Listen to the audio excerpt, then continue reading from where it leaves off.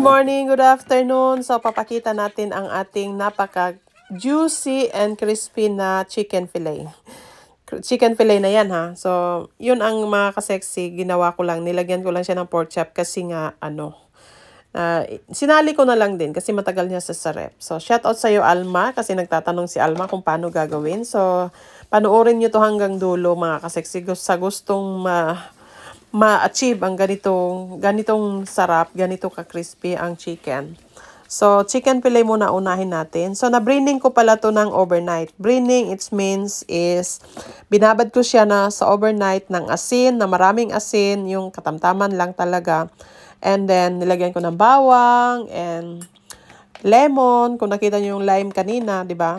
So, yeah, maggagawa tayo ng coating naman tayo. So, harina and pepper and basta hindi ko na siya nilagyan ng asin. And paprika, lagyan natin siya ng paprika and konting bawang, 'di ba?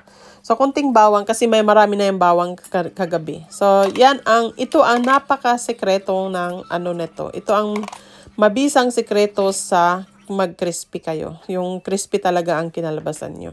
So, ilagay natin yung chicken. First, 'di ba? Nabanlian na natin 'to, nakaano na siya, na tumulo na siya yung tubig kasi yun nga hinugasan ko after bining, hinugasan ko and then hiniwa-hiwa and then lagay natin sa harina, yun na yung lagay natin sa ice. Yan, ito ang napaka-importante.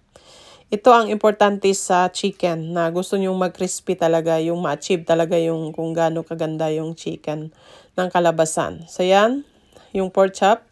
And then, after nung mga kasexy, si Alma kasi nagtatanong. Maraming nagtatanong at saka maraming rin nagustuhan yung luto. Kasi masarap naman talaga, as in.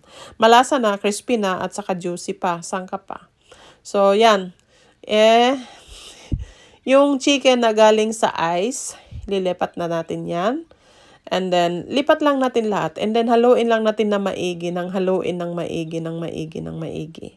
So, gusto ko sanang mag-gloves and gusto ko sanang magkamay rin para ayoko na mag-gloves kasi magdikit-dikit lang din eh. And then yan, kung nyo talaga, kumutag yun yung maayo ba, yung talagang pisa-pisain nyo talaga, yun, para ganun, ma-achieve nyo yung ganun ganun yung yung, kung nakita nyo naman yung manok, kung gano'n siya ba tawag dyan? So, habang nag-aayos ako kanina, habang nire-ready natin, so, yung mantika din natin is naka-ready na. So, dapat effective talaga tayo. Ako magtrabaho is napaka-effective ko talaga. Kung habang parang habang naglalaba ako, nagbabacuum ako. So, parang ganun lang din. Habang inaayos, tinitimpla natin yung chicken, so, yung mantika is nakaayos na rin. So, iwas ng time, di ba? So, ito na yung kalabasan, mga kasexy. So, nag-alarm ako ng 10 minutes lang. 10 minutes lang yan. So, 10 minutes is okay na yun. Lang naman yung chicken eh. So, yan. So, after 10 minutes, ito na yung kulay niya. Ang ganda-ganda na ng kulay, golden brown. Lahat tayo, ganito yung gustong kulay sa pagkain, lalo na sa fried chicken, sa mga prito-prito. So, yan mga ka-sexy, kung nagustuhan nyo itong aking recipe, kung gusto nyo magluto ng chicken wings or chicken crispy or chicken fingers, ito na. The best talaga. Gustong-gusto nito ni Ruela kasi chicken is gusto talaga. Favorite ni Ruela. So, yan, isalan lang natin. Lipat natin. So, pangalawang lang to mga ka-sexy kasi maliit lang yung niluto ko. Kasi kami lang ni Ruela. Wala asawa ko dito nasa Oslo.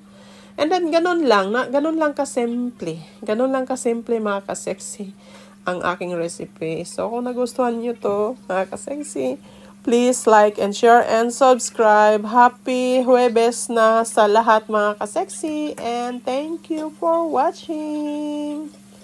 Bye!